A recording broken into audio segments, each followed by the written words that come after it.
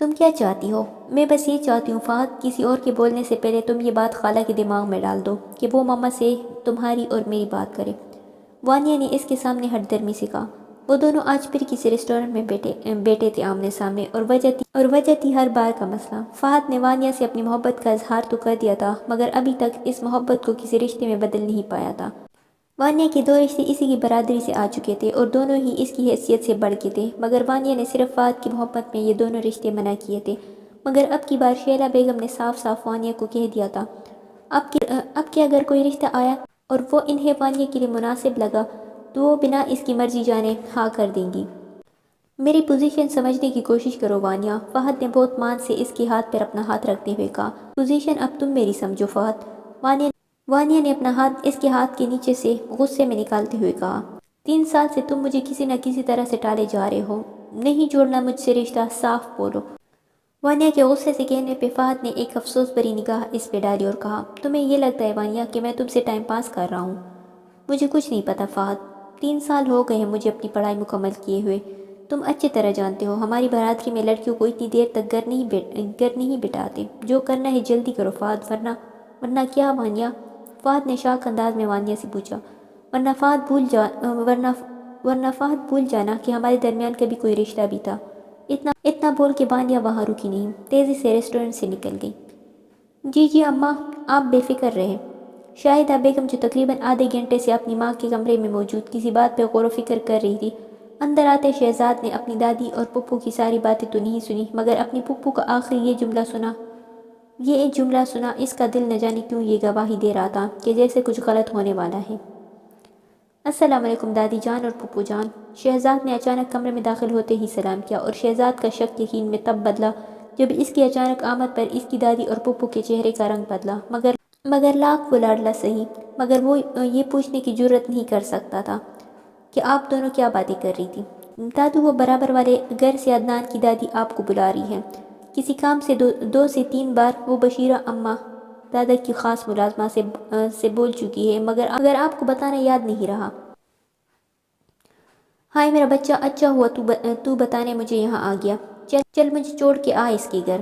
عابدہ بیگم نے کھڑے ہو کے اپنا غرارہ صحیح کیا اور پاؤں میں چپل ڈال کے باہر کو بڑھنے لگی، جب شاہدہ بیگم نے پیچھے سے کہا، اماں ذرا جلدی آئیے گا، جب تک میں آپ کی بڑی بہو کو دیکھ لوں۔ جیسے شور کے پہلو میں بیٹھنے کے علاوہ کوئی اور کوئی کام نہیں آتا، جب تک میں اس کے سر پہ کڑی نہ ہو کوئی کام ڈنگ سے نہیں کرتی۔ شاہدہ بیگم یہ کہہ کر آگے چل دی، یہ جانے بغیر کہ شہزاد نے کتنی خونخوار نظروں سے انہیں دیکھا تھا، مگر یہ اس کی تربیت کے خلاف تھا کہ وہ انہیں جواب دیتا۔ گڈ، اب کافی اچھی ہو گئی ہے تمہاری فزکس۔ عنایہ نے اس کا فزکس کا ٹیسٹ چیک کرتے ہوئے مسکرا کے کہا۔ روحان بہت غور سے اسے مسکراتے ہوئے دیکھ رہا تھا، جب بے خودی میں بول گیا، ایک بات بولوں آپ کو میم؟ ہاں بولو، عنایہ نے اپنی ہی دھن میں دوسرا کام چیک کرتے ہوئے کہا۔ آپ کی مسکراہٹ بہت حسین ہے۔ روحان کے بولنے پہ عنایہ نے اور زیادہ مسکرا کے کہا، اچھا جی۔ عنایہ کے بولنے پر روحان نے مسکرا کے اسے دیکھا، جب کنول نے کہا، آپ ہی چائے؟ یہ بول کے کنول چائے کا کپ یہ سمجھ کے عنایہ کو ہاتھ میں پکڑانے لگی کہ شاید انہوں نے چائے کا کپ لینے کے لیے ہاتھ بڑھایا ہو، مگر عنایہ جو کنول کے پیچھے رکھا رجسٹر اٹھا رہی تھی۔ وہاں عنایہ جھکی رجسٹر اٹھانے اور وہاں کنول نے کپ پر اپنی گرفت ڈھیلی کری۔ روحان جو یہ ساری کارروائی دیکھ رہا تھا، اس سے پہلے گرم چائے چلک کے عنایہ کے چہرے پر گرتی، روحان کھڑے ہو کر اس پر جھکا۔ جہاں گرم کھولتی ہوئی چائے روحان پر گری، وہیں کنول کی چیخ کے ساتھ ساتھ عنایہ کی بھی دلخراش چیخ نکلی۔ روحان کی پوری کمر پر گرم چائے گر چکی تھی، سفید شرٹ داغدار ہو چکی تھی۔ تکلیف کے مارے روحان کی آنکھوں میں آنسو چمکنے لگے۔ جبران جو روحان سے تھوڑے فاصلے پر تھا، تیزی سے روحان تک آیا۔ عنایہ، بھاگ کے جا کے اپنی امی کو بلا کے لے آئیے۔ انہوں نے جب روحان کی شرٹ اتاری تو ان کا فوراً ہاتھ اپنے منہ پر گیا۔ روحان کی پوری کمر سرخ ہو چکی تھی۔ عنایہ، اسے فوراً ہسپتال بھیجو۔ عنایہ کی امی نے پریشان ہو کے کہا، ماما مگر میں کیسے؟ میں لے جاتا ہوں، آپ پریشان نہ ہو۔ جبران نے کافی گور کے روحان کو دیکھا اور اسے لے کر ہسپتال پہنچا۔ آج رات کے کھانے پر شیلا اور اس کی فیملی بھی آئی ہوئی تھی۔ سب ہی خوش گپوں میں لگے تھے، ایک واحد خلیل تھا جو چپ تھا اور یمنا سے لا تعلق سا بیٹھا تھا۔ اماں، آپ بول رہی تھی آپ نے کوئی بات کرنی تھی سب سے۔ نوید صاحب کے کہنے پہ مصطفیٰ صاحب نے بہت غور سے اپنی بیٹی شاہدہ اور اپنی بیوی کو دیکھا اور نفی میں سر ہلاتے ہوئے وہاں سے اٹھ گئے۔ سب نے ہی ان کا ایسے اٹھ کر جانا محسوس کیا، مگر بولا کوئی بھی نہیں۔ بات دراصل یہ ہے کہ میں نے اور اماں جان نے کچھ فیصلہ کیا ہے۔ شاہدہ بیگم نے کافی مغرورانہ انداز میں ٹانگ پر ٹانگ رکھ کے کہا۔ جی آپا بولے۔ جاوید صاحب نے فوراً فرمانبرداری کا ثبوت دیا۔ ہم چاہتے ہیں کہ ہبہ کی شادی فہد سے، وانیہ کی شادی جلیل سے اور ہانیہ کی شادی شہزاد سے ہو جائے۔ شاہدہ بیگم کی بات سن کر وہاں بیٹھے ہر نفوس پہ خاص کر ینگ جنریشن پر سختہ طاری ہو گیا۔ شہزاد کی نظریں فوراً جلیل سے ملی۔ وانیہ نے آنکھوں میں غصہ لیے فہد کو دیکھا، جبکہ ہبہ بالکل خاموش تھی۔ مگر مجھے اس رشتے پر اعتراض ہے۔ شہزاد نے کھڑے ہو کر کافی غصے میں یہ بات کہی۔ مگر یہ بڑوں کا فیصلہ ہے شہزاد۔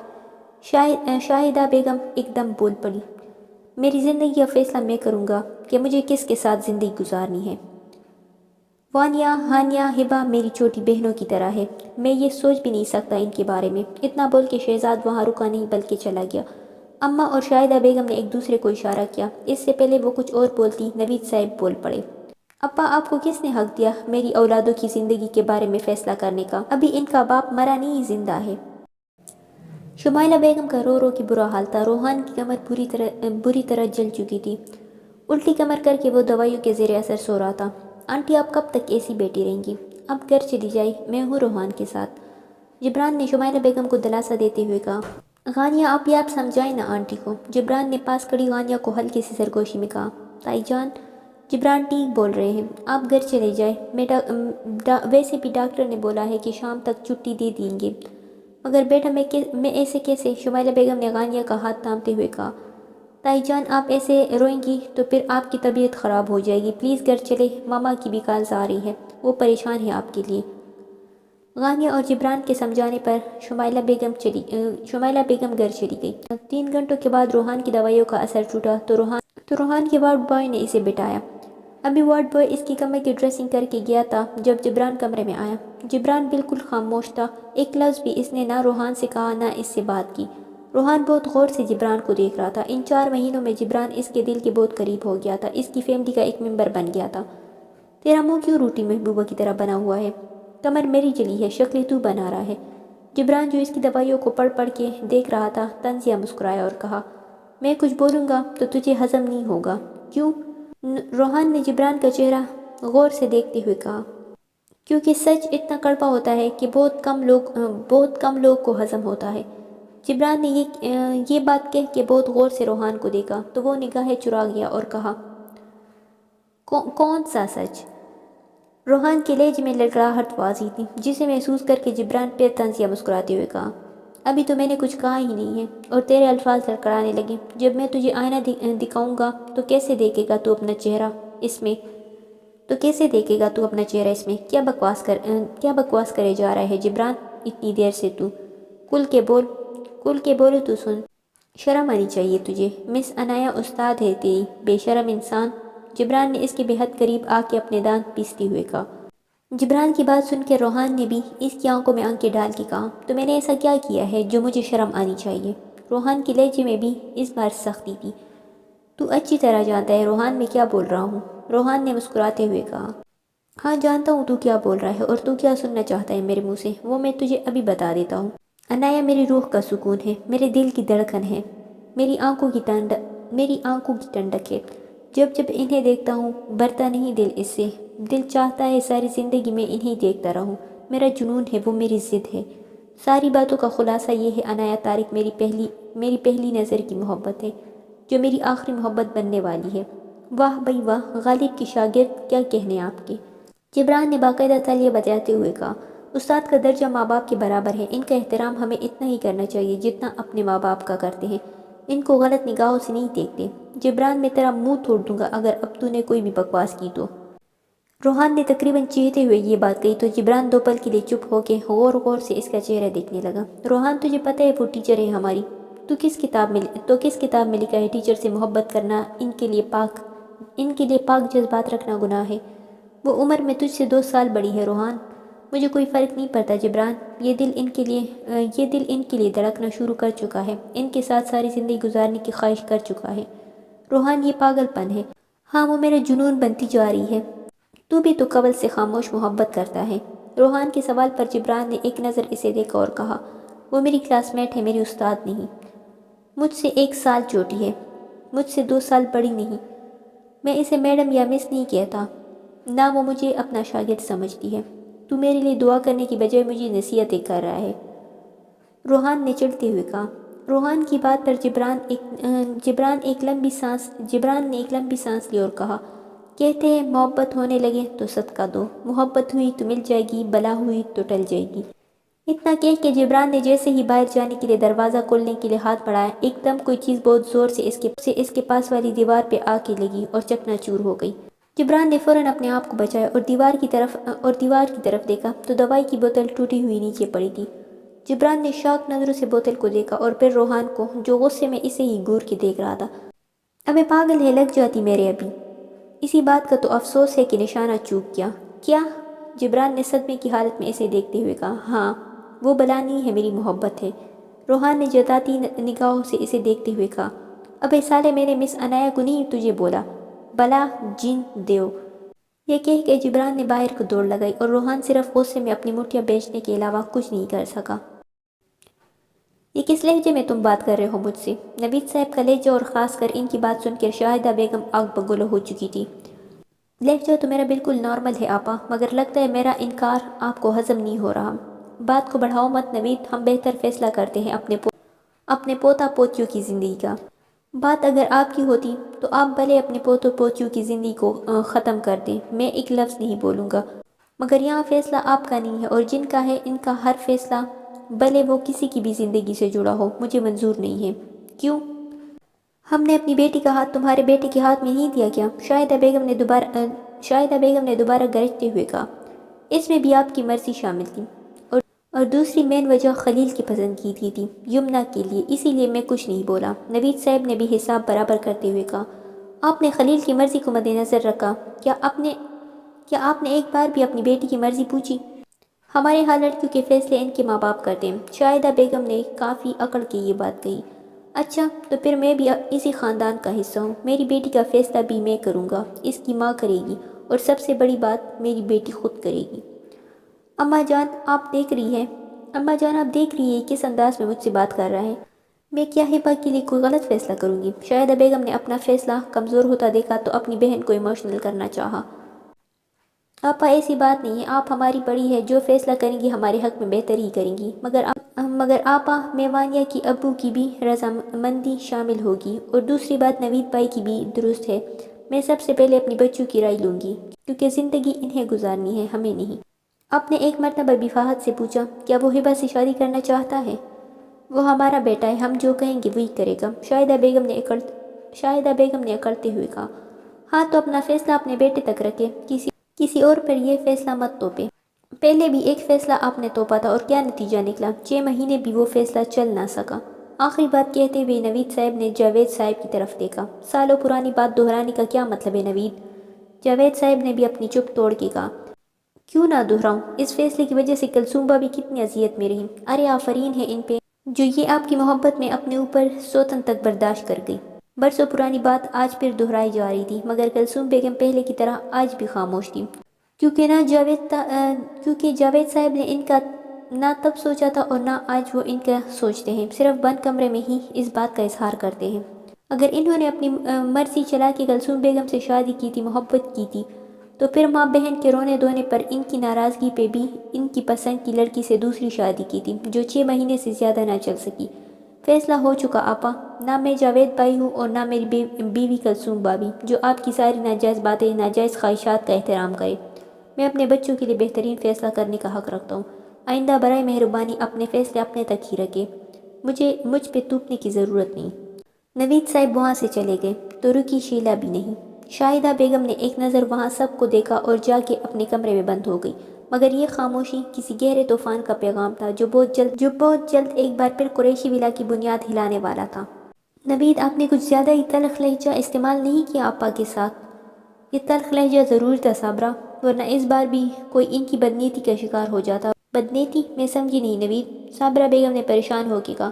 انہیں اس جائیداد میں ڈبل حصہ چاہیے تھا، جب ہی انہوں نے یمنا کی مرضی جانے بغیر اس کا نکاح زبردستی خلیل سے کروا دیا، ساتھ ساتھ باری حق مہر بھی لکھوایا۔ تاکہ ان کی بیٹی بھی ان کے گھر میں رہے اور ان کی جائیداد کا حصہ بھی ڈبل ہو جائے۔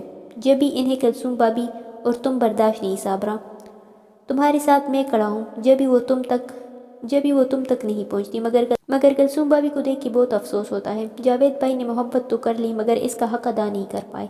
نوید کے لہجے کی افسردگی محسوس کر کے صابرہ بیگم بھی افسردہ ہو گئی، کیونکہ وہ جانتی تھی کلثوم بیگم کے ساتھ بہت ناجائز ہوتا ہے۔ اب کی بار آپا نے ہبا کو ٹارگٹ کیا ہے تاکہ اس کے حصے کی جائیداد بھی ان کے پاس آ جائے، جب بھی انہوں نے فہد کی مرضی جانے بغیر اسے ہبا کے لیے سوچ لیا، مگر اس بار میں ایسا ہونے نہیں دوں گا۔ خلیل کی دفعہ میں اس لیے چپ ہو گیا تھا کیونکہ خلیل یمنا سے بہت محبت کرتا ہے اور مجھے یقین ہے کہ ایک نہ ایک دن یمنا کو بھی اس کی قدر ہو جائے گی، مگر ہبا اور فہد سوال ہی پیدا نہیں ہوتا۔ اس بار آپا کا فیصلہ تکمیل تک نہیں پہنچے گا۔ آپ ہی اصولاً تو آپ کو روحان بھائی کی طبیعت پوچھنی چاہیے تھی، کنول نے فزکس کا سوال حل کرتے ہوئے کہا۔ ہاں کنول، میں سوچ رہی تھی، مگر مجھے تو نہ روحان کے گھر کا پتہ ہے نہ ہی اس کا کوئی کانٹیکٹ نمبر۔ آپ جبران سے پوچھ لو، کیا پتہ اس کے پاس ہو روحان بھائی کا نمبر، یا پھر روحان بھائی کی خالہ، وہ تو یہی رہتی ہے نزدیک، وہاں جا کے پتہ کر لو۔ کنول تمہیں پاپا کا پتہ ہے نا، انہیں محلے کی محلے داریاں نہیں پسند۔ میں ایک کام کرتی ہوں، جبران کو کال کر کے پوچھتی ہوں، شاید اس کے پاس ہو روحان کا نمبر۔ ہاں آپ ہی دیکھ لیں، جیسا آپ کو ٹھیک لگے۔ ویسے آپ ہی ایک بات ہے۔ کیا؟ انایا نے اپنی بک سمیٹتے ہوئے کہا۔ اگر روحان بھائی درمیان میں نہیں آتے تو آپ کا چہرہ اف مجھے تو یہ سوچ کر جرجری آ رہی ہے۔ اللہ کا شکر ہے آپ ہی کہ چائے آپ پہ نہیں گری۔ یقین کرے آپ ہی، چائے بہت زیادہ گرم تھی۔ کنول اپنی ہی دن میں نہ جانے کیا کیا بولی جا رہی تھی، مگر انایا کی ذہن صرف اس بات پر رک گیا کہ اگر روحان درمیان میں نہیں آتا تو۔ پورے گھر کا چکر مار لیا ہے میں نے اور تم یہاں بیٹھے ہو، شہزاد نے سوئمنگ پول کے کونے میں بنی بینچ پہ بیٹھے جلیل کو دیکھتے ہوئے کہا، جو آسمان کو تکنے میں مصروف تھا۔ کوئی کام تھا آپ کو؟ شہزاد کے بولنے پہ جلیل نے فوراً اپنی نم آنکھوں کو پونچھا اور کہا، مجھے کبھی تمہیں پکارنے کے لیے کام کی ضرورت نہیں پڑی، مجھے ویسے بھی تمہارا ساتھ چاہیے ہوتا ہے۔ شہزاد نے بہت غور سے جلیل کو دیکھتے ہوئے کہا، مگر لگتا ہے اب تمہیں میری ضرورت نہیں ہے۔ شہزاد کے کہنے پہ جلیل نے ایک نظر اسے دیکھا اور اس کے سینے سے لگ کر اپنے کپ کے رکے آنسو کو بہنے دیا۔ شہزاد بھائی، میں مر جاؤں گا ہانیہ کے بنا، تو یہ بات اسے جا کر بتاؤ جلیل۔ آج میرے لیے رشتہ آیا، میں نے یوں منع کیا کیونکہ وہ میرے لیے میری بہنوں کی طرح ہے، بھلے تم اس سے محبت کرتے یا نہیں، میں پھر بھی اس سے شادی نہیں کرتا۔ مگر ہر بار ایسا نہیں ہوگا جلیل، تم پپو کی کنڈیشن جانتے ہو، وہ جلد از جلد اپنی دونوں بیٹیوں کے فرض سے سبکدوش ہونا چاہتی ہے۔ میں جس راستے سے گزرتا ہوں نا بھائی، وہ وہاں سے راستہ بدل لیتی ہے، میں کیسے اسے اپنے دل کی بات بتاؤں؟ جلیل کی بات کافی حد تک درست تھی، کیونکہ وہ کچھ ایسا ہی کرتی تھی، اور وجہ تھی بچپن کا مارا ہوا جلیل کا چماٹ۔ دیکھو جلیل، میرے پاس ایک پلان ہے، ایک دو دن میں اس پر عمل کر کے تم ہانیہ تک اپنے دل کی بات پہنچاؤ، ایسا نہ ہو دیر ہو جائے۔ مگر پلان کیا ہے شہزاد بھائی؟ جلیل نے اپنے آنسو صاف کرتے ہوئے کہا، وہ تمہیں میں بتا دوں گا، بس یہ کام جلد از جلد کرو، کیونکہ بڑی پپو اتنی آسانی سے ہار ماننے والوں میں سے نہیں۔ روحان کو چھٹی دے دی گئی تھی، مگر پھر بھی اسے تکلیف زیادہ تھی، زیادہ تر وہ دوائیوں کے زیر اثر سوتا رہتا۔ اختر صاحب بھی کافی پریشان ہو گئے تھے روحان کی جلی پیٹ دیکھ کر، مگر انہیں خوشی ہوئی کہ یہ جان کے کہ چلو اس ٹیچر کی پڑھائی بھی روحان کو سمجھ میں آ رہی تھی اور اس سے لگاؤ بھی ہو گیا تھا۔ مسلسل فون کی رنگنگ سے روحان کا نیند کا خمار ٹوٹا اور روحان نے گردن گھما کے دیکھا تو جبران کا فون مسلسل بج رہا تھا۔ 2 دن سے جبران روحان کے ساتھ ہی تھا، جب سے وہ روحان کے ساتھ اپنا پرانا محلہ چھوڑ کے آیا تھا۔ اختر صاحب کے ساتھ ساتھ وجاہت صاحب نے بھی اسے ایک فیملی ممبر مان دیا تھا۔ جب تک جبران کچھ بن نہیں جاتا، اس کی ماں اور وہ اسی گھر میں رہتے تھے، مگر اس شرط پہ کہ جبران کی ماں شمائلہ بیگم کا گھر کے کام کاج میں ہاتھ بٹایا کریں گی۔ روحان نے بنا دے کے کال یس کر کے کان سے لگائی۔ اس سے پہلے روحان کچھ بولتا، دوسری طرف کی آواز سن کے روحان کے چہرے پہ مسکراہٹ آ گئی۔ ہیلو جبران، میں ثنایا بات کر رہی ہوں۔ روحان کیسا ہے اب؟ اس کی طبیعت کیسی ہے؟ ہیلو جبران، تم سن رہے ہو؟ میں ٹھیک ہوں میڈم۔ جبران کی جگہ روحان کی آواز سن کر 2 پل کے لیے انایا خاموش ہو گئی، پھر تھوڑی دیر بعد بولی، وہ میرے پاس آپ کا نمبر نہیں تھا روحان، تو میں جبران کے نمبر پہ کال کی۔ اب کیسے ہیں آپ؟ میں ٹھیک ہوں میڈم۔ میں ابھی آپ کو اپنا نمبر دے دیتا ہوں تاکہ آئندہ آپ کو میری خبر کے لیے دوسروں سے رابطہ نہ کرنا پڑے۔ کیا مطلب؟ میں سمجھی نہیں۔ انایا کے کہنے پہ روحان فوراً سنبھلا اور کہا، وہ میڈم میں شاید 2-3 ہفتوں تک شاید کوچنگ نہ آ سکوں، تو میں خود بھی آپ سے رابطہ کرنا چاہ رہا تھا تاکہ کچھ کام میں گھر پہ کر لوں۔ اگر آپ مائنڈ نہ کریں تو آپ کا نمبر سیو کر لوں میں اپنے پاس۔ ہاں کر لو، کوئی ایشو نہیں ہے، تم جب چاہو مجھے کال کر سکتے ہو پڑھائی کے حوالے سے۔ اوکے شکریہ میم۔ اوکے شکریہ میڈم۔ روحان کے چہرے پر دل فریب مسکراہٹ آ گئی۔ چلو اپنا دھیان رکھنا، پھر بات ہوگی، اللہ حافظ۔ انایا کی کال رکھتے ہی روحان کھل کر مسکرایا اور انایا کا نمبر اپنے موبائل میں سیو کر لیا۔ گھر میں ہوئے تماشے کو آج 6 دن ہو گئے تھے۔ شاہدہ بیگم بالکل خاموش تھی، ہاں مگر کلثوم بیگم پہ اپنے طنز کی تیر چلانا نہیں بھول رہی تھی۔ ناشتے کی ٹیبل پر سب خاموشی سے بیٹھے تھے سوائے خلیل کے۔ کل رات وہ کسی کام سے گیا تھا تو رات کافی دیر سے لوٹا تھا۔ صابرہ، عابدہ بیگم نے اپنی چھوٹی بہو کو مخاطب کر کے کہا، جی اماں جان، یہ خلیل کہاں ہے؟ ناشتے کی ٹیبل پر کیوں نہیں آیا؟ اماں جان، رات وہ دیر سے لوٹا تھا، طبیعت بھی اس کی کچھ ٹھیک نہیں تھی، رات کا کھانا بھی نہیں کھایا اس نے، اسی لیے وہ ناشتے پر نہیں آیا۔ میں گئی تھی اسے اٹھانے، مگر اسے بخار تھا تو اٹھانا مناسب نہیں سمجھا۔ صابرہ بیگم کے بتانے پر عابدہ بیگم کی نظر فوراً اپنی نوازی یمنا پر گئی جو مزے سے ناشتہ کر رہی تھی۔ بھلے وہ ان کی لاڈلی بیٹی کی اولاد تھی مگر اپنے پوتے انہیں سب سے عزیز تھے۔ یمنا جو ناشتہ کرنے میں مگن تھی، اپنی نانی کی آواز پر بنا انہیں دیکھے کہا، جی نانو، جاؤ اپنے شوہر کی طبیعت پوچھ کے آؤ، اور اگر اس کی تھوڑی ہمت ہو تو اسے ناشتے کی ٹیبل تک لاؤ، یا پھر اس کے لیے ناشتہ لے کر جاؤ۔ عابدہ بیگم کی بات سن کے یمنا کا ہاتھ ناشتے پر وہی روکا اور اس نے انہیں بغیر دیکھے کہا، نانو، ہبا کو کہہ دے، چیک کر لے گی اپنی بھائی کو، میں ناشتہ کر رہی ہوں۔ یمنا کے جواب پر وہاں بیٹھے سارے نفوس کو جیسے سانپ سونگھ گیا۔ نوید صاحب نے ایک طنزیہ مسکراہٹ کے ساتھ نفی میں گردن ہلائی جو شاہدہ بیگم سے چپ نہ سکی۔ اس سے پہلے عابدہ بیگم دوبارہ کچھ بولتی، شاہدہ بیگم کی آواز ٹیبل پہ گونجی، نانو نے کیا کہا؟ سنا نہیں تم نے؟ جاؤ خلیل کی طبیعت پوچھو، اس سے ناشتے کا پوچھو۔ شاہدہ بیگم کی آواز پہ یمنا نے وہاں سے فوراً خلیل کے کمرے کی راہ لی۔ یہ عجیب مصیبت ہے بھائی، اپنا ناشتہ چھوڑ کے زبردستی کے شور کی طبیعت پوچھو۔ یمنا بڑبڑاتے ہوئے خلیل کے کمرے کا دروازہ کھول کے اندر داخل ہوئی تو کلون کی خوشبو اس کے نتھوں سے ٹکرائی۔ اندر آ کے اس نے دروازہ بند کیا تو سامنے بیڈ پہ اس کی نگاہ گئی جہاں خلیل بنا شرٹ کے لیٹا تھا، سینے سے تکیے لگا کے۔ خود تو یہ یہاں آرام فرما رہے ہیں۔ اتنا بول کے یمنا تیز سے اس تک آئی، مگر اب مسئلہ یہ تھا کہ اسے اٹھائے کیسے۔ یمنا نے ہلکا سا اس کا کندھا ٹچ کیا اسے اٹھانے کے عرض سے، تو فوراً اپنا ہاتھ پیچھے کیا۔ اس کا جسم بے حد گرم تھا۔ یمنا نے کچھ سوچتے ہوئے اس کے ماتھے پر آئے بال آرام سے پیچھے کیے اور وہاں ہاتھ رکھا تو اس کا ماتھا بھی جل رہا تھا۔ اسے تو واقعی بہت تیز بخار ہے۔ یمنا کے دل میں پہلی بار خلیل کے لیے نرم گوشہ پیدا ہوا۔ اس نے جھک کے بہت آرام سے خلیل کو آواز دی، خلیل، خلیل۔ خلیل جو گہری نیند میں تھا، اپنے نام کی پکار پر اس نے اپنی تھوڑی بہت آنکھیں کھول کے سامنے دیکھا اور پھر اپنی آنکھیں دوبارہ بند کرتے ہوئے کہا، یمنا، ابھی مجھ میں ہمت نہیں تم سے بحث کی۔ خلیل اٹھو، ناشتہ کر لو۔ یمنا کے منہ سے اتنا میٹھا لہجہ سن کے خلیل نے دوبارہ آنکھیں کھول کے حیران نظروں سے اسے دیکھا۔ لائٹ لیمن کلر کے سوٹ میں اونچی سی پونی باندھے وہ اسے اپنے دل میں اترتی محسوس ہوئی۔ اس کا شدت سے دل کیا اسے اس وقت اپنی باہوں میں لینے کا۔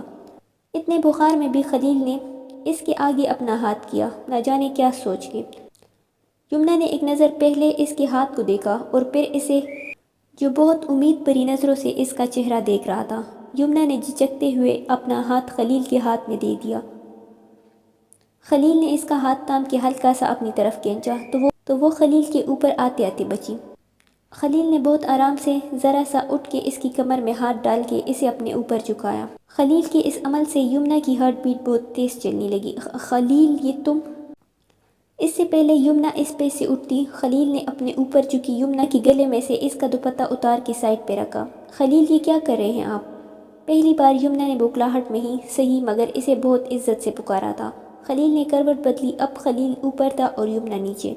خلیل کی آنکھوں میں جہاں خمار تھا وہیں اس کی آنکھیں بخار سے لال ہو رہی تھی۔ یمنا کو اندازہ ہو رہا تھا اسے بہت تیز بخار ہے۔ خلیل، آپ کو نانو بلا رہی ہے نیچے ناشتہ کرنے۔ یمنا نے اس کے سینے پہ اپنے ہاتھ رکھ کر اسے ہلکا سا خود سے دور کرنے کی ناکام کوشش کرتے ہوئے کہا، مجھے آج ایک ہی چیز کی بھوک ہے یمنا۔ خلیل نے بہت محبت بھرے لہجے میں اس کے چہرے پر آئے بال کان کے پیچھے کرتے ہوئے کہا۔ کس چیز کی؟ یمنا نے گھبراہٹ کے ساتھ خلیل سے پوچھا۔ وہ چاہ کے بھی آج خلیل کو خود سے دور نہیں کر پا رہی تھی۔ خلیل نے ایک نظر اس کی آنکھوں میں دیکھا تو یمنا بھی اسے ہی دیکھ رہی تھی۔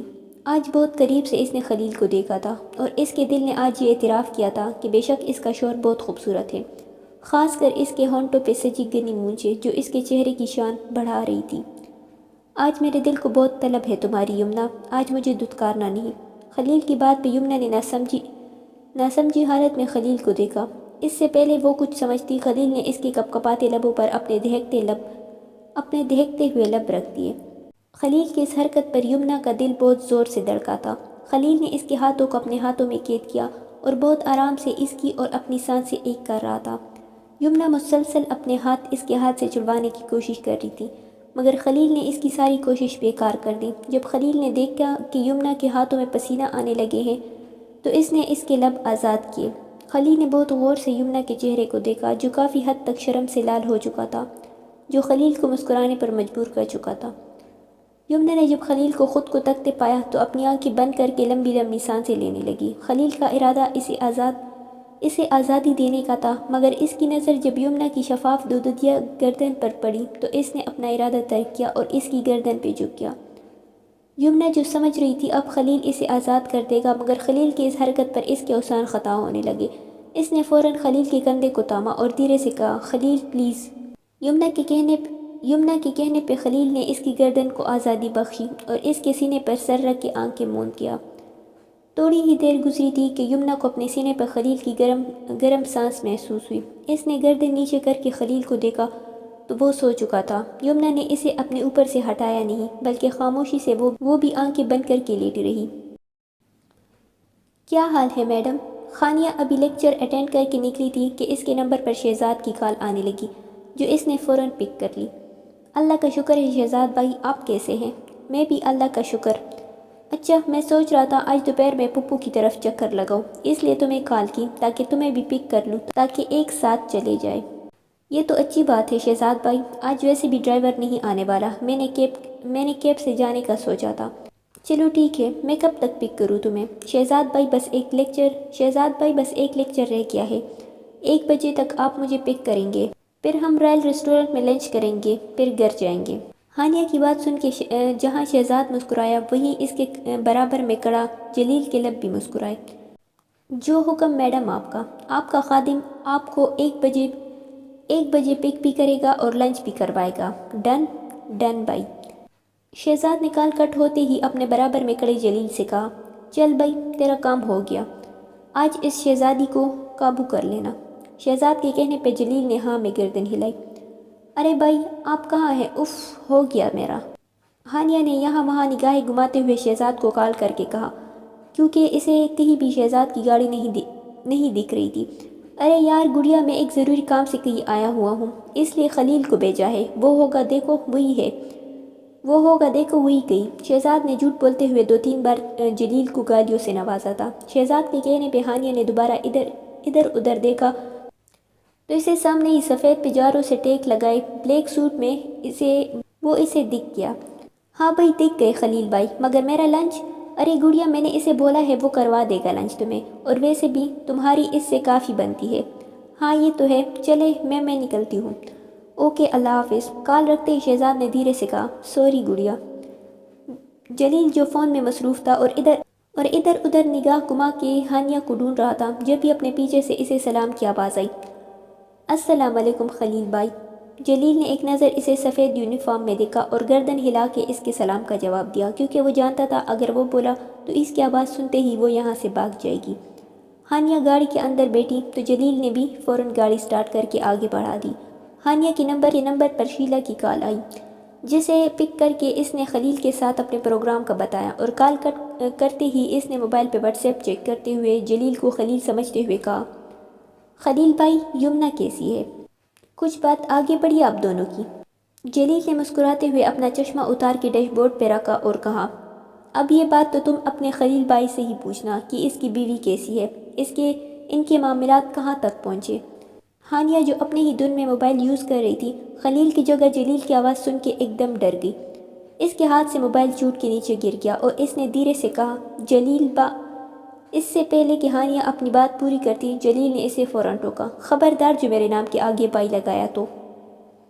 جلیل کی بات پہ ہانیہ نے فوراً اپنی زبان کو بریک لگایا۔ جلیل نے نظریں گھما کے اپنے برابر میں بیٹھی اپنی جان متاع کو دیکھا۔ 14 سال کی عمر میں ہی اس کے دل نے گواہی دی تھی کہ جلیل نوید کے دل میں ہانیہ مسعود اپنا نام لاک کر چکی تھی۔ اس کا مطلب شہزاد بھائی نے مجھ سے جھوٹ بولا۔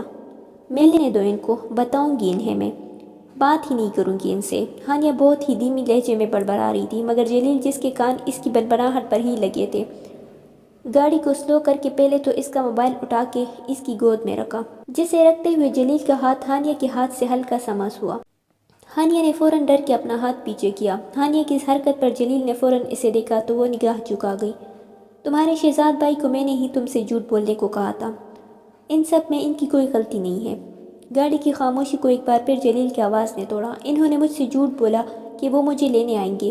کیوں بولا جھوٹ؟ صاف بولتے کہ آپ کو مجھ سے بات کرنی ہے، میں کون سا انہیں منع کرتی، کر لیتی ان سے بات۔ ہانیہ نے کھڑکی کی طرف منہ کر کے یہ بات کہی۔ یہ الگ بات ہے کہ اس کا دل زور زور سے دھڑک رہا تھا۔ وہ مسلسل اپنی نگاہیں جلیل کے چہرے کی طرف سے چرا رہی تھی۔ اسے جلیل کی آنکھوں سے بچپن سے ہی خوف آتا تھا۔ جب چھوٹی تھی تو اتنا نہیں ڈرتی تھی جتنا اس کے ہاتھ کا تپڑ کھا کے اسے کترانے لگی تھی، اس سے بھاگنے لگی تھی۔ اچھا، جلیل نے اچھا لفظ کافی کھینچ کے کہا۔ وہ بولتے اور تم کیا کہتی؟ ہاں جلیل کو مجھ سے بات کرنی ہے، کیوں نہیں، میں تیار ہوں، بتائے کب آئیں گے؟ جلیل نے کافی طنزیہ لہجے میں بات کی۔ اس کا طنز ہانیہ اچھے سے سمجھ رہی تھی۔ سب کے ساتھ ہنسی مذاق کرتی ہو، باتیں کرتی ہو، گھومنا پھرنا کرتی ہو، بس جہاں میں آ جاؤں سامنے تو نظروں کا زاویہ تو بدلتی ہی ہو، وہ راستہ ہی بدل دیتی ہو جہاں میں موجود ہوتا ہوں۔ اسی بات کا جواب لینا ہے مجھے تم سے آج، جب ہی شہزاد بھائی کو تم سے جھوٹ بولنے کے لیے مجبور کیا۔ مجھے بتاؤ ہانیہ، کیوں کرتی ہو ایسا؟ سب کے ساتھ ہنسی مذاق کرتی ہو، سب کے ساتھ بالکل فرینک ہو، مجھ سے کیا مسئلہ ہے، آج کلیئر کرو۔ جلیل نے گاڑی کو ٹرن کرتے ہوئے کہا، مجھے آپ سے ڈر لگتا ہے۔ ہانیہ کی بہت دھیمی آواز گاڑی میں گونجی۔ ہانیہ کی بات سن کے جلیل کے لبوں نے بھرپور مسکرانا چاہا، مگر جلیل نے ان کی خواہش ناکام بنا دی اور کمال مہارت سے اپنی مسکراہٹ چھپا لی۔ کیوں، میری شکل کیا زکوٹا جن سے ملتی ہے جو مجھ سے ڈرتی ہو؟ جلیل کی بات پہ ہانیہ نے ایک نظر اسے دیکھا اور دل میں کہا، نہیں، مگر ہٹلر کے کزن ضرور ہے آپ۔ کچھ کہا تم نے؟ جلیل لاکھ کوششوں کے باوجود اس کی سرگوشی نہیں سن پایا۔ نہیں تو؟ ہانیہ نے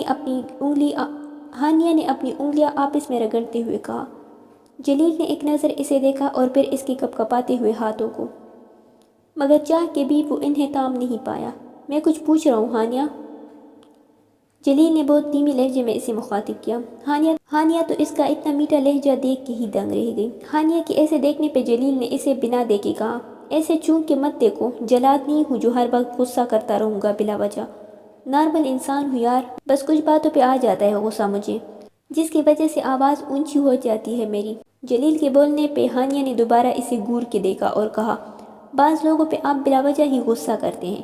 ہانیہ کا اشارہ کس طرف تھا جلیل اچھے سے سمجھ رہا تھا۔ اس نے رائل ریسٹورنٹ کی سائیڈ میں گاڑی پارک کی۔ چلو کھانا کھاتے کھاتے کچھ باتیں ہو جائے، بہت بھوک لگی ہے۔ جلیل اترا تو دوسری طرف سے ہانیہ بھی اتر کے اس کے ساتھ اندر بڑھ گئی۔ عنایہ بہت دھیان رکھ رہی تھی روحان کے اٹھنے بیٹھنے کا، جیسے وہ کوئی چھوٹا بچہ ہو۔ روحان تو کچھ دنوں سے خود کو آسمانوں پہ تصور کر رہا تھا۔ عنایہ کے والد نے بھی روحان کا بہت شکریہ ادا کیا۔ جتنے دن روحان گھر پہ رہا، عنایہ اور اس کی واٹس ایپ پہ بات ہونے لگی تھی پڑھائی کے حوالے سے، کبھی تھوڑی بہت پسند ناپسند بھی پوچھ لیتا تھا روحان نے عنایہ کی باتوں سے اندازہ لگایا تھا کہ وہ معصوم ہے، اپنے کام سے کام رکھنے والی سادہ دل کی مالک، ہر ایک کے کام آنا، ہر ایک کی مدد کرنا۔ روحان عنایہ کی ذات میں اور دلچسپی لینے لگا۔ چلو بھائی، آج تو بہت تیاری ہو گئی، اب سب کے پیپرز اچھے ہونے چاہیے۔ عنایہ نے فزکس اور میتھ کی بھرپور تیاری کروا دی تھی سب کو، خاص کر کے روحان کو۔ روحان، آپ کو میتھس اور فزکس کے بارے میں کچھ پوچھنا ہے؟ نہیں میڈم، مجھے تو سب کچھ سمجھ آ گیا، بس دعا کریں اس بار میں کلیئر کر لوں پیپرز۔ روحان نے تھوڑی افسردگی سے کہا تو عنایہ نے اس کے کندھے پر پہلی بار ہاتھ رکھ کے کہا۔ عنایہ کا ہاتھ اپنے کندھے پہ دیکھتے ہی روحان نے بہت غور سے عنایہ کے ہاتھ کو دیکھا۔ روحان، تم نے بہت محنت کی ہے، انشاءاللہ ضرور پاس ہوگی۔ اللہ محنت کرنے والوں کی محنت کبھی ضائع نہیں ہونے دیتا۔ روحان کے چہرے پہ عنایہ کی تسلی سے ایک بھرپور مسکراہٹ کے ساتھ کہا، میم آپ نے بھی بہت محنت کی ہے مجھے تیاری کروانے میں، آپ کا یہ احسان میں کبھی نہیں بھولوں گا۔ اس سے پہلے عنایہ کچھ بولتی کنول بول پڑی، پیپرز ایک ہفتے بعد ہے، پچھلے 6 مہینے سے ہم تیاری کر رہے ہیں، کیوں نہ ایک اچھی سی پارٹی رکھے ہم کوچنگ میں۔ کس خوشی میں پارٹی رکھے ہم؟ عنایہ نے ایک آبرو اچکا کے اس سے پوچھا۔ ارے آپ ہی، اس سنڈے آپ کی سالگرہ بھی ہے، آپ کی سالگرہ بھی منا لیں گے اور بریک کا بریک ہو جائے گا، پھر تو ایک ہفتے بعد پیپرز شروع ہو جائیں گے۔ کنول کی بات پہ روحان کے کان کھڑے ہو گئے۔ کنول، تمہیں پتہ تو ہے میں اپنی سالگرہ نہیں مناتی۔ ارے میم تو اس بار منا لیں پلیز، کوچنگ کا بھی ایک ہفتہ ہی بچا ہے، پھر تو پیپرز کے بعد ہی ملاقات ہوگی، روحان کے کہنے پہ عنایہ نے کہا۔ روحان اچھا نہیں لگتا ایک ٹیچر سالگرہ منائے، یہ کس کتاب میں آیا ہے میم؟ روحان کے پوچھنے پہ کنول بھی بول پڑی، آپ ہی ویسے بھی ماما اور پاپا تو اس دن ہوں گے نہیں، صبح کو خالہ کی گھر جائیں گے تو انہیں رات ہی ہو جائے گی، ہم شام سے پہلے اپنی سالگرہ منا لیں گے، پلیز آپ ہی مان جاؤ نا، پلیز میم۔ کنول کی ضد اور روحان کی التجا پہ عنایہ مان گئی، مگر جبران اس پوری گفتگو میں خاموش رہا۔ ہانیہ اور جلیل ایک ٹیبل پہ جا کر بیٹھے۔ جب ہانیہ نے کہا، آپ جلدی بولے، آپ کو مجھ سے کیا بات کرنی تھی؟ مجھے گھر جانا ہے۔ ہانیہ کی بات پہ جلیل نے اس کی طرف ہلکا سا جھک کے کہا، اپنے شہزاد بھائی کے ساتھ تو تم کھانے کے بعد آئس کریم کا بھی موڈ رکھتی تھی، میرے ساتھ ابھی خالی ٹیبل کے اندر آئی ہو اور فوراً تمہیں بھاگنے کی لگ گئی ہے، واہ! میرے سر پہ کیا سینگ ہے یا میری شکل خوفناک ہے؟ بلکہ شکل خوفناک نہیں ہے، آپ کا چہرہ بہت خوبصورت ہے، یہ الفاظ تھے کسی کے ایک ہفتے پہلے کی دعوت میں، یہی شکل خلیل کے روپ میں تمہیں بہت پسند ہے، لہٰذا شکل سے تم میری ڈرتی نہیں ہو۔ اصل وجہ بتاؤ مجھے ہانیہ، ورنہ بھول جاؤ آج جاؤ گی گھر۔ جلیل کی بات پہ ہانیہ کی آنکھوں میں پانی بھرنے لگا، جسے دیکھ کے بھی جلیل نے اندیکھا کر دیا، کیونکہ یہ ضروری تھا اس وقت ان دونوں کے لیے۔ مجھے بتاؤ ہانیہ، کیا وجہ ہے مجھ سے کترانے کی؟ مجھے جاننا ہے آج سب کچھ۔ کیوں تم پورے خاندان میں صرف مجھ سے ہی بھاگتی ہو، کتراتی ہو؟ ہانیہ کی آنکھ سے ایک موٹا سا آنسو گرا، جسے نیچے گرنے سے پہلے ہی جلیل اپنی ہتھیلی میں تام چکا تھا۔ جلیل کے اس عمل سے ہانیہ نے چونک کے انہیں دیکھا۔ آپ کو سب پتہ ہے، پھر بھی آپ مجھ سے کیا پوچھنا چاہ رہے ہیں؟ یہ میرے سوال کا جواب نہیں ہے ہانیہ، میں آج یہاں تم سے بہت سیریس میٹر پہ بات کرنے آیا ہوں، اور مسئلہ تبھی حل ہوگا جب تم اپنے دل کے سارے ڈر، سارے خدشات جو تمہیں مجھ سے ہیں، میرے سامنے ظاہر کرو گی۔ جلیل کے بولنے پہ ہانیہ ایک بار پھر غور سے اسے دیکھا اور کہا، سبھی اس دن کھیل رہے تھے، میرے ساتھ ساتھ ہبہ اور یمنا بھی گری تھی، مگر آپ نے صرف مجھے ڈانٹا سب کے سامنے، کیوں؟ آئس کریم سب کھا رہی تھی، سب نے اس ٹھیلے والے سے آئس کریم لے کے کھائی تھی، مگر آپ نے نہ صرف میری آئس کریم چھین کے پھینکی بلکہ میرا ہاتھ زور سے گھسیٹتے ہوئے اندھا دھند لے گئے۔ حامد بھائی کا خالی ہاتھ پکڑ کر آ رہی تھی نا، تو گر گئی، انہوں نے مجھے اٹھایا تھا، پھر بھی آپ نے مجھے چماٹ مارا اتنی زور سے۔ ہانیہ نے یہ ساری باتیں بول کے اپنے آنسو کو صاف کیا۔ جلیل جو اپنی توڑی اپنی ہاتھ کی مٹھی پہ ٹکائے ہانیہ کے سارے شکوے سن رہا تھا، بولا تو صرف اتنا، کھانا کھاتے پھر دیتا ہوں تمہارے سارے سوالوں کے جواب۔ ہانیہ کچھ بولتی اس سے پہلے ویٹر ان کا آرڈر لینے آ گیا۔ جلیل کو پتہ تھا ہانیہ غصے میں کوئی آرڈر نہیں دے گی کھانے کا، نہ بتائے گی، اس لیے اس نے اپنی اور اس کی فرمائش کا آرڈر خود ہی دے دیا، ایک سنگاپورین رائس، ایک اسموک چکن لزانیہ۔ خلیل کو اپنی پسند کے کھانے کا آرڈر دیتے ہوئے ہانیہ نے بہت تعجب سے اسے دیکھا تھا، ایک رشین سیلیڈ اور ایک مشروم سینڈوچ، ایک پیپسی اور ایک hot chocolate cake. Waiter order لے کے گیا تو جلیل نے ہانیہ کو خود کو تکتا پایا، وہ سمجھ گیا تھا اس کی حیرانی کی وجہ، مگر بولا کچھ نہیں۔ تھوڑی دیر بعد ہی کھانا ٹیبل پر صاف ہو چکا تھا۔ ہانیہ کو بھوک تو بہت لگی تھی، فی الحال اس نے اپنی اناج سائڈ پہ رکھ کے کھانا کھانا زیادہ ضروری سمجھا۔ جس طرح ہانیہ چکن شاشلک سے انصاف کر رہی تھی، جلیل بہت مشکل سے اپنا ابھرتا ہوا قہقہہ روک رہا تھا۔ جھولے سے اس دن یمنا اور ہبہ بھی گری تھی، مگر تمہارے سو کالڈ جبران بھائی نے خالی تمہیں نہیں اٹھایا تھا۔ تم اس ٹائم شاید 10 سال کی تھی، اتنی نہ سمجھ نہیں تھی کہ اپنی طرف اٹھتی گندی نگاہ، اپنے جسم پہ ٹچ کرنے والا غلاظت بھرا ہاتھ پہچان نہ سکو۔ اس نے تمہیں ہی خالی اٹھایا کیونکہ تم انتہا کی بورم تھی۔ ہل جل کے تم چلتی تھی، کوئی غیر مرد چلتے ہوئے تمہارے جسم کے کسی حصے کو بھی ٹچ کر کے آگے چلا جاتا تو تمہیں نہ احساس ہوتا اور نہ ہی کوئی فرق۔ اگر تمہاری جبران بھائی کو تمہیں اٹھانا ہی تھا نا تو ہاتھ تام کے اٹھاتے۔ 10 سال کی بچی کو کمر سے تام کے اپنے سینے سے اس کا سینہ کون ٹچ کرتا ہے؟ کون اٹھاتے ہوئے کمر پر رکھا ہاتھ اس کے ہپس پر ٹچ کرتا ہے؟ جلیل جب بولنا شروع ہوا تو ہانیہ کا حلق میں نوالہ اٹک گیا۔ اس سے پہلے اسے کانسی لگتی جلیل نے فوراً اس کی طرف پانی کا گلاس بڑھایا۔ تمہیں کیوں نہیں پتہ چلا کہ جبران کی نیت خراب ہے؟ اس کے ٹچ کرنے پہ تمہارے دماغ نے کچھ غلط کا سائن کیوں نہیں دیا؟ بچی ہو لڑکی ہو یا عورت یا بڑھیا، اللہ نے خاص حص دینے مرد کی فطرت پہچاننے کی، مگر تم نے نہیں پہچانا۔ وجہ تھی تمہارا بورم پن۔ شہزاد بھائی، فہد بھائی، خلیل اور سب کے ساتھ ہی تم بچپن سے ہو۔ بتا دو کسی ایک نے بھی تم سے ہاتھ ملانے کے علاوہ تمہیں ٹچ کیا ہے؟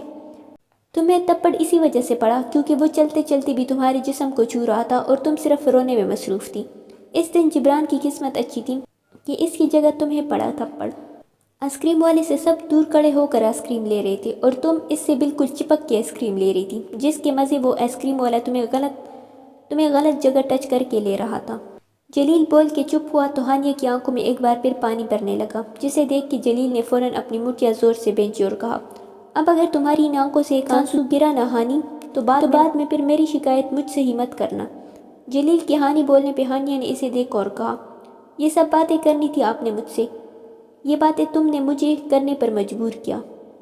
میں تم سے آج یہاں کچھ اور کہنے لایا ہوں، مگر فی الحال اب اس ہوٹل میں یہ بات نہیں ہوگی، کھانا کھا کے نکلتے ہیں یہاں سے۔ جلیل نے یہ کہہ کر ویٹر کو بل لانے کو کہا۔ یمنا جو کچن میں کھڑی اپنے لیے کافی بنا رہی تھی، خلیل کی آواز پہ ایک دم چونکی۔ جی؟ روم والے واقعے کے بعد سے یمنا بہت کترانے لگی تھی خلیل سے۔ ایک جھجک آنے لگی تھی اسے خلیل کے سامنے۔ میرے لیے بھی ایک کافی بنا کے لا دو روم میں بھجواتی ہوں کافی۔ یمنا یہ بول کے اپنی بنتی کافی میں ایکسٹرا کافی کا سامان ڈالنے لگی۔ خلیل اس کے پیچھے آ کے کھڑا ہوا اور اس کے دونوں اطراف اپنے ہاتھ رکھ کے جھکا۔ خلیل کی اس حرکت پہ یمنا کے چہرے کا رنگ ایک دم لال پڑ گیا، اس کے ماتھے پہ ننھے پسینے چمکنے لگے۔ خلیل نے اس کے کندھے پر اپنی توڑی رکھ کے ہلکی سی سرگوشی کرتے ہوئے کہا، بھجواتی ہوں نہیں، لے کے آؤ تم کافی۔ اتنا کہہ کہ وہ یمنا کے کندھے پر اپنے لب رکھ کے کچن سے چلا گیا۔ ادھر خلیل کے جانے کے بعد یمنا نے فوراً اپنے دوپٹے سے اپنے ماتھے کا پسینہ صاف کیا اور کہا، اف، ایسے کون کہتا ہے کافی کا؟ ہر طرف لہروں کا شور تھا۔ جلیل نے اپنے دونوں ہاتھ سینے پہ باندھ کے سامنے بیٹھی ہانیہ سے کہا، میں جو بھی کہنے جا رہا ہوں ہانیہ، اسے دل سے سننا، پھر فیصلہ کرنا۔ 2 مہینے بعد میں اور خلیل 3 سال کے لیے بزنس مینجمنٹ کا کورس کرنے ملیشیا جا رہے ہیں۔ جانے سے پہلے میں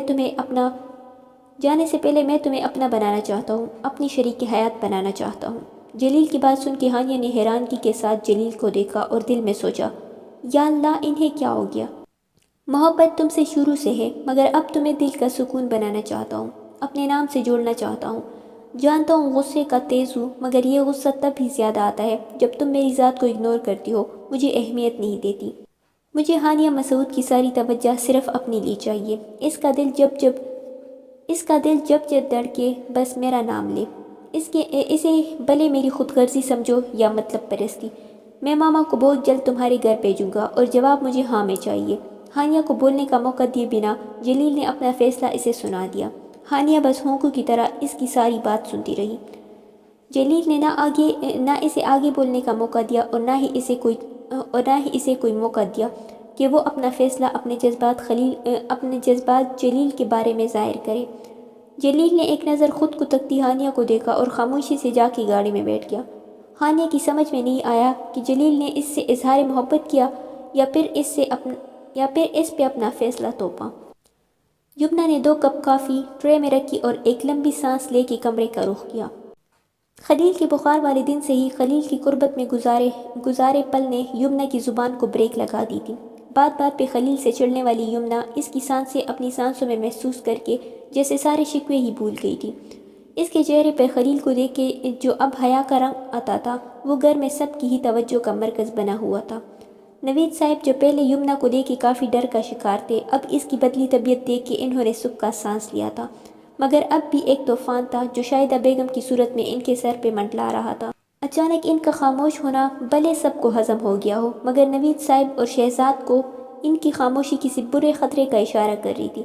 یمنا نے ہلکا سا دروازہ نوک کر کے اندر جھانکا تو پورا کمرہ اسے خالی دکھا، مگر واش روم سے پانی گرنے کی آواز پہ اس نے کافی کی ٹرے سائڈ پہ رکھی اور اپنا کپ اٹھا کے جیسے ہی جانے لگی، واش روم کا دروازہ کھول کے خلیل باہر آیا۔ بنا شرٹ کے ٹاول سے اپنے بال رگڑتے ہوئے اس نے مسکرا کے یمنا کی طرف دیکھا تو یمنا نے بھی ہلکی سی اسمائل پاس کی اور کمرے سے جانے لگی جب خلیل نے اس کا ہاتھ تھام کے کہا، اتنی بری بھی نہیں ہے میری کمپنی جو میرے ساتھ تم کافی نہیں پی سکتی۔ خلیل نے یہ بات کہہ کے بہت گہری نگاہوں سے سمپل میرون کلر کے سوٹ میں اپنی شریک حیات کو دیکھا۔ نہیں ایسی بات نہیں ہے، آپ تک کے ہوں گے، اس لیے میں سوچ رہی آپ کافی پی کے آرام کر لے، میرا آرام اور سکون تم ہو۔ خلیل نے یہ بات کہہ کے آگے بڑھ کے اس کے ماتھے پر اپنے لب رکھے اور دھیرے سے اس کو بیڈ پر بٹا کے خود اس کے سامنے گھٹنوں کے بل بیٹھ گیا۔ یمنا ایک دم گھبرا کے اٹھنے لگی تو اس کا ہاتھ سے کافی کا کپ چھلکا۔ اس سے پہلے کافی گرتی، خلیل نے فوراً اس کے ہاتھ سے کافی لے کے سائڈ میں رکھی اور کہا، اتنا گھبرا کیوں رہی ہو؟ آپ اس طرح سے کیوں بیٹھے ہیں؟ یمنا کو سچ میں اس کے ایسے بیٹھنے سے گھبراہٹ ہو رہی تھی۔ ایک منٹ، اتنا بول کے خلیل نے اسے دوبارہ کندھے سے تام کے بیڈ پہ بٹھایا اور خود اٹھ کے الماری میں سے ایک باکس نکال کے لایا۔ یمنا کے پاؤں کو خلیل نے جیسے ہی پکڑا ایک بار پھر یمنا گھبرا کے کھڑی ہو گئی۔ کیا کر رہے ہیں خلیل؟ یمنا بیٹھ جاؤ، کچھ نہیں کر رہا، حق تبھی دوں گا جب رخصت ہو کے آؤ گی۔ خلیل کے منہ سے ایسی بات سن کے یمنا کا منہ شرم سے لال ہو چکا تھا۔ خلیل نے اسے دوبارہ بیٹھایا اور اس کا پاؤں اٹھا کے اپنی ران پہ رکھا اور ایک خوبصورت سے گولڈ کی پائل کو اس کے پاؤں کی زینت بنایا۔ دوسرے پاؤں میں پہنانے کے بعد خلیل نے اس کے دونوں پاؤں اپنے گھٹنے پر رکھے اور دونوں پاؤں پہ باری باری اپنے لب رکھے۔ خلیل کی اس حرکت سے یمنا جہاں تھی وہی ٹھہر سی گئی۔ اسے یقین نہیں آ رہا تھا کہ اس کی ذات اتنی انمول ہے خلیل کے لیے کہ وہ اس کے پاؤں کو چوم گیا۔ خلیل نے اس کا ہاتھ تھام کے اسے کھڑا کیا۔ یمنا کے پاؤں پہ بال بہت خوبصورت لگ رہے تھے۔ خلیل نے اس کا ہاتھ تھام کے اسے اپنے برابر میں صوفے پہ بٹھایا اور کافی کا کپ اٹھاتے ہوئے کہا، یہ پائل میں تب لایا تھا جب اس دل نے اعتراف کیا تھا کہ اسے یمنا نذیر سے محبت ہو گئی ہے، مگر نکاح کے بعد بھی ہمارے درمیان ہمیشہ لڑائی جھگڑا رہا تو اسے دینے کا موقع ہی نہیں ملا، مگر 1-2 ہفتوں سے میری منقوہہ کو شاید یہ سڑی ہوئی شکل پسند آ گئی ہے جبھی اتنی مہربانی چل رہی ہے مجھ قریب پہ۔ خلیل نے یہ بات کہہ کے مسکرا کے یمنا کو دیکھا تو وہ پھر سے نروس ہونے لگی۔ یمنا کا یہ روپ خلیل کو اس کی قربت کے لیے اور بےتاب کرنے لگا۔ ویسے میں سوچ رہا تھا کہ آج، اتنا کہہ کے خلیل جیسے ہی اس کے لبوں پہ جھکنے لگا اس نے نہ صرف خلیل کو دھکا دیا بلکہ دوڑتی ہوئی کمرے سے باہر نکل گئی۔ پیچھے کھڑے خلیل نے مسکرا کے اپنے بالوں میں ہاتھ پھیرا اور دل سے اپنے رب کا شکریہ ادا کیا کہ اس کی بیوی کا دل اس کی طرف مائل ہو چکا ہے، مگر کہتے ہیں نا وہ محبت ہی کیا جو درد نہ دے۔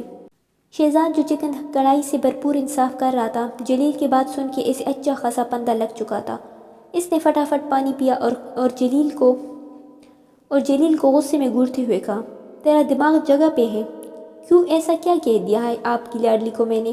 جلیل تو اس سے اظہار محبت کر کے آیا ہے یا پھر کالے پانی کی سزا سنا کے آیا ہے؟ ایسا کون کرتا ہے اظہار محبت؟ شہزاد نے دان پیستے ہوئے کہا، بھائی مجھے جو ٹھیک لگا میں نے کر دیا۔ جلیل نے بھی چکن کڑھائی میں اپنا حصہ ڈالتے ہوئے کہا، ابے سالے، اس سے پہلے شہزاد کچھ بولتا اس کے نمبر پہ ہانیہ کی کال آنے لگی۔ لے دیکھ لے، آ گئی کال اس کی، بھائی میں پس گیا تیری مدد کر کے۔ شہزاد نے اتنا کہہ کے کال اٹھائی تو جلیل نے جٹ اس کے ہاتھ سے موبائل لیا اور کال یس کر کے اسپیکر آن کر دیا۔ شہزاد بھائی، آج آپ نے جو حرکت کی ہے نا، بہت غلط حرکت تھی۔ ہانیہ کی غصیلی آواز اسپیکر سے ابھری۔ ہانیہ میری بات، اس سے پہلے شہزاد کچھ بولتا ہانیہ پھر غصے میں بول پڑی، اچھے سے اپنے اس ہٹلر کزن کو سمجھا دے شہزاد بھائی۔ خود کو ہٹلر کے کزن کہنے پر جلیل کا حیرت سے منہ کھل چکا تھا۔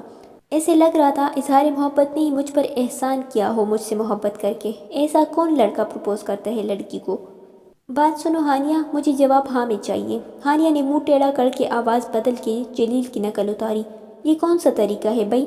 ہانیہ کی نقل اتارنے پہ شہزاد نے اپنا کہا بہت مشکل سے روکا، مگر جلیل کا اچھا خاصا منہ بن چکا تھا۔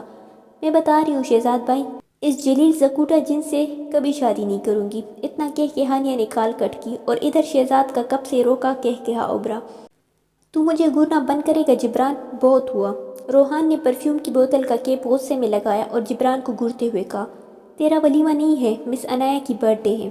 جبران نے ایک نظر روحان کو دیکھتے ہوئے کہا، جو ڈارک میرون کلر کی شرٹ اور بلیک کلر کی پینٹ پہنے کسی شہزادے سے کم نہیں لگ رہا تھا۔ تو پہننا اپنے ولیمے میں پینٹ شرٹ، میں تو ڈنر سوٹ پہنوں گا۔ روحان نے جبران کی بات پہ غصہ ہونے کی بجائے اپنی مسکراہٹ چھپاتے ہوئے جبران سے کہا، جسے سن کے جبران کی اچھی خاصی ہٹ چکی تھی۔ وہ بہت سیریس انداز میں روحان کے روبرو آیا اور کہا، ابھی بھی وقت ہے روحان، روک لے خود کو، جو تو کر رہے ہے غلط ہے۔ روحان، جس کا موڈ کافی اچھا تھا، ایک بار پھر جبران کی نصیحت سن کے بگڑنے لگا تھا۔ یار جبران، آج ایک بات کلیئر کر دیں، تو میرا دوست ہے یا دشمن؟ روحان نے غصے میں اپنا رخ موڑا اور گاڑی کی چابی اٹھاتے ہوئے کہا، دوست ہوں، جبھی تیری غلط حرکت پہ ٹوک رہا ہوں۔ جبران، ایک اور بات، اگر تو نے میری محبت کو غلط کہا تو میں تجھے جان سے مار دوں گا۔ مار دے جان سے، مگر میں پھر بھی بولوں گا، تیری محبت غلط نہیں، تو نے جس سے کی ہے وہ غلط ہے۔ آج جو تو مس عنایہ کے لیے گفٹ لے کر جا رہا ہے، شرم کر لے کچھ، اندازہ ہے تجھے ان کا ریئیکشن کیا ہوگا تیرا گفٹ دیکھ کے؟ محبت کبھی بھی کہیں بھی کسی سے بھی ہو سکتی ہے جبران۔ ہاں ہو سکتی ہے، مگر ایک ٹیچر سے جو آپ کو خلوص دل سے پڑھا رہی ہو، جس کے وہم و گمان میں بھی نہ ہو کہ اس کا اسٹوڈنٹ اس کے بارے میں ایسی سوچ رکھتا ہے۔ میری سوچ میری محبت کی طرح پاک ہے جبران، اللہ جانتا ہے۔ وہ تجھ سے عمر میں بڑی ہے روحان، تجھے کیا لگتا ہے تو ان سے اظہار محبت کرے گا تو وہ خوشی خوشی تیری محبت قبول کر لے گی؟ میں منا لوں گا انہیں، مجھے یقین ہے خود پہ۔ روحان نے نظریں چراتے ہوئے کہا، ادھر میری طرف دیکھ کے بات کرنا، نگاہیں نہیں چرا۔ جبران نے روحان کی توڑی پکڑ کے اس کا چہرہ اپنی طرف گھماتے ہوئے کہا، میں محبت کرتا ہوں جبران اس سے، پہلی نظر میں وہ اس دل کو بیمان کر گئی تھی، روح میں بسنے لگی ہے، سکون ملتا ہے جب وہ پاس ہوتی ہے، میں اس سے سچی محبت کرتا ہوں۔ وہ نہیں کرتی تجھ سے محبت، نہ کبھی کرے گی، جبران نے دانت پیستے ہوئے کہا۔ تو مجھے بد دعا دے رہا ہے؟ روحان نے حیران ہو کے جبران کو دیکھتے ہوئے کہا، جو چاہے سمجھ، میں وضاحت نہیں دوں گا۔ محبت کرنا گناہ نہیں، مگر محبت جس سے ہو اس سے ہمارا رشتہ کیا ہے یہ اہمیت رکھتا ہے روحان، کچھ تو شرم کر لے۔ جبران نے دوبارہ غصے سے کہا، تو میں نے کون سا اس سے زنا کرنے کا ذہن بنایا ہوا ہے؟ اب کے روحان بھی ہلکا سا چیخ پڑا، میں ان سے نکاح کرنا چاہتا ہوں، انہیں اپنا بنانا چاہتا ہوں۔ اوہ مجنون کو دیکھو، جیب میں 10,000 پڑے ہیں، وہ بھی باپ کے ہیں، 3 سال سے میٹرک کلیئر نہیں کیا، اگر ایک جوس کا ڈبہ بھی پینا ہوتا ہے تو باپ کے پیسوں کا ہی پیتا ہے۔ تو کیا ہے تیرے پاس؟ خود کا ذرا بتائے گا، کس بلبوتے پہ تم اس عنایہ سے نکاح کا خواہش مند ہے؟ اس سال ان کا گریجویشن ہو جائے گا، وہ ٹاپر ہے اپنی کالج کی، آگے بھی پڑھائی کرے گی، مگر اپنے بلبوتے پہ وہ اپنا خرچہ خود اٹھاتی ہے، بوجھ نہیں کسی پہ۔ ابھی بھی وہ جاب کے لیے اگر کہیں اپلائی کرے گی تو آرام سے 40-50 ہزار کما سکتی ہے۔ محبت کبھی بھی کسی سے بھی ہو سکتی ہے روحان، یہ تیری بات صحیح ہے، مگر آج کے دور میں اوقات دیکھ کے اگر محبت میں آگے بڑھو تو زیادہ اچھا ہے۔ بھلے وہ حیثیت میں تجھ سے کم ہے، مگر ہر چیز میں تجھ سے آگے ہے۔ تو ان کے سامنے اپنی محبت رکھ کے دیکھ لے روحان، تجھے صرف مایوسی ہوگی۔